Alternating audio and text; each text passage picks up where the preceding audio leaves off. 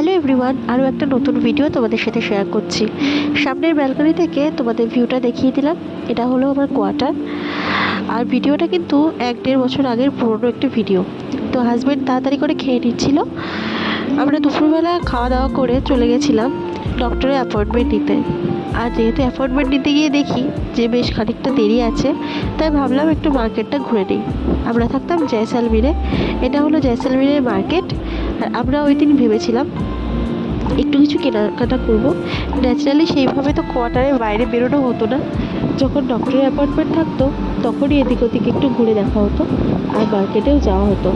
তো সেদিনও আমরা চলে গেছিলাম মার্কেটে। আর সেদিন একটা নতুন ফোন গিফট করেছিল ও।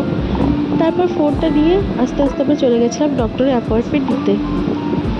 গেছিলাম 1টার দিকে, আর কোয়ার্টারে ফিরতে ফিরতে প্রায় 7টা মতো বেজে গেছিলো।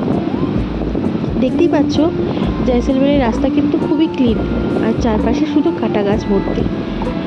রাস্তার ফাঁকে ফাঁকে যেতে যেতে একটু উটও দেখা যায়, তবে যদি তোমার ভাগ্য খুব ভালো হয়ে থাকে তবেই। সবসময় কিন্তু তাদের দেখা পাওয়া যায় না।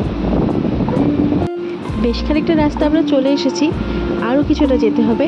কোয়ার্টার থেকে প্রায় 20-25 মিনিট দূর হসপিটালটা। আর এই যে বিল্ডিংটা দেখে নিশ্চয়ই চিনতে পারছো, সোনার কেল্লা তো সবাই দেখেছো।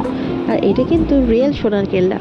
হ্যাঁ, তো তারপর যাওয়ার পথে আমার হাজব্যান্ডের কিছু কাজ ছিল, সেই কাজগুলোও মিটিয়ে নিচ্ছিল।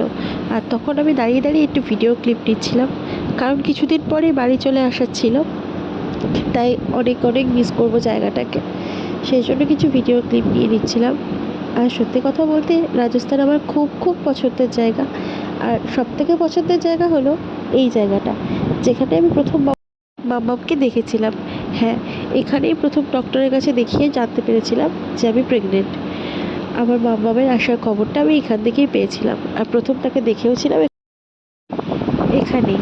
তো সেই জন্য এই হসপিটালটা আমার কাছে খুবই স্পেশাল হয়ে থাকবে সারা জীবন। বিশেষ করে মেঘা বৈষ্ণব ম্যাম, উনি এত ভালো, এতটা আমাকে সাহস জুগিয়েছেন গোটা প্রেগনেন্সিটায় যে বলার মতো না। তারপর কিছু ভিডিও নিয়ে নিচ্ছিলাম আর বাড়ি চলে গেছিলাম।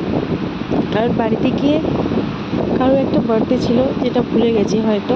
তো আজকের ভিডিওটা এখানেই শেষ করলাম। দেখা হবে নতুন কোনো ব্লগে। আজকের জন্য টাটা।